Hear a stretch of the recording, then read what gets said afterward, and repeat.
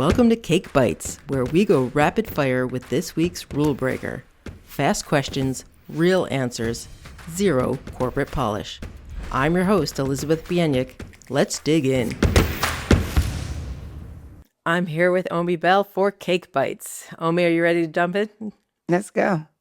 All right, let's do this. Okay, when you were a kid, what did you want to be when you grew up? At first, I wanted to be a pediatrician, but then people said I talked a lot, so then I wanted to be a lawyer. But then I had a bunch of dolls, a lot of dolls, and I used to play school with them. Interestingly enough, I did grow up to be a K-12 educator. Fantastic. What piece of advice would you give your younger self? Piece of advice I would give my younger self is, girl, it's gonna be fine. Like, it's gonna be fine.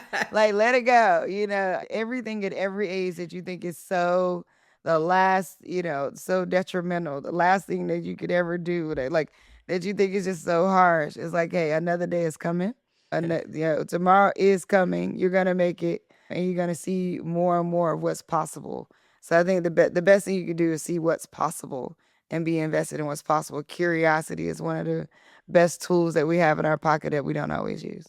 That's advice is good at any age. What's one thing you think more people would be successful if they did? Breath work. I think if people, there's different types of breath work. The breath work that I facilitate is like pranayama breathing, but it's in a different rhythm than most breath work practitioners teach you. Because the lineage that I got taught under uses three breaths, like 2 inhales, 1 exhale. And it's something that is calming, brings clarity. And also you feel the impact in the moment. I think there's a lot of things we do, like meditation and things like that are great and people should do them. But you don't always feel the impact of those in the moment that you do them. And sometimes it takes some time. So breath work is a thing that, it done on a regular, even done one time, you're going to feel it. But done on a regular basis, you can really sort of take things, whatever is like all bogged down in your mind, like get it in front of you. You can like really work through it and see it at a distance. Awesome. Do you have a favorite quote or mantra? Resist being average. That is my mantra that I live by. And I think what I mean by average is sometimes you have to realize that you're not the sum total of everything you've been through, but you have the opportunity to start new. And that, like, given that tomorrow is not within our grasp, and I don't mean that like, oh, if you die, like, I don't mean that in like a morbid way.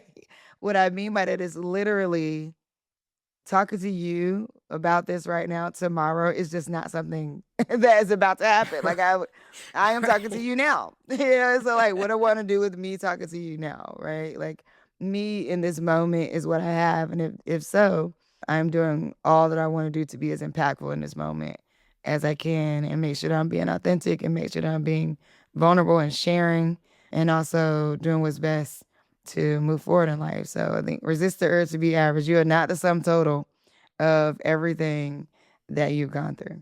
I love that. That made me think too. I have on my wall upstairs, it's in my kid's bathroom. It's a Coco Chanel quote of, in order to be irreplaceable, you have to be different. I love that. It fits right in with that. Resist being average. It's perfect. Legacy. What do you want to be remembered for?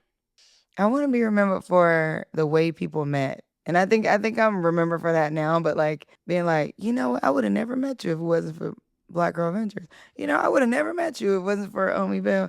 You know what? I met you and then I met this person, I got this thing, and then I went here and then like that level of journey. Like I want somebody's kid to be like, if it wasn't for Black Girl Ventures, if it wasn't for Omi Bell working with my mom, coaching her, or working with my dad, or, my family member coaching them, and for them to have a regulated nervous system, I don't know where I would be, right? Like I might not have gone to college, or I might not have chosen this profession, or I think the connective tissue that I've been able to put together in the movements that I'm creating is what I want to be remembered for.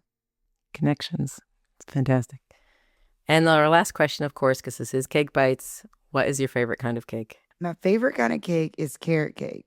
You know why? Because I feel like I'm cheating a little bit. I got some vegetables. It's kind of healthy, right? There you go. I got some vegetables. I got some frosting. I have nuts in there. You know what I mean? I got protein. You know what I mean? It's like it has everything it needs to have. And it's a complete meal. Mm-hmm. I'm with you on that one. It's a complete meal. Omi, thank you so much for joining us for Cake Bites. Thank you for having me. Thanks for joining another Cake on Tuesday celebration of beautiful disruption. Please share it, review it, and find more innovative stories at podcast.cakeontuesday.com. I'm Elizabeth Bienik. Be bold, stay curious. Now go have some cake.